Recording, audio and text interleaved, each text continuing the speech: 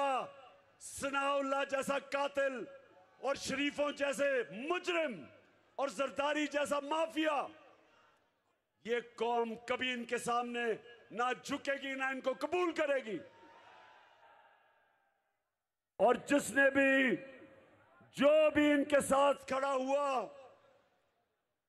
जो भी इनके साथ खड़ा हुआ वो जलील होगा।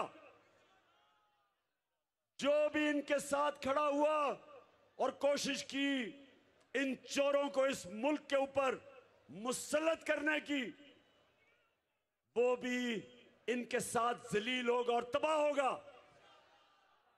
ये कौम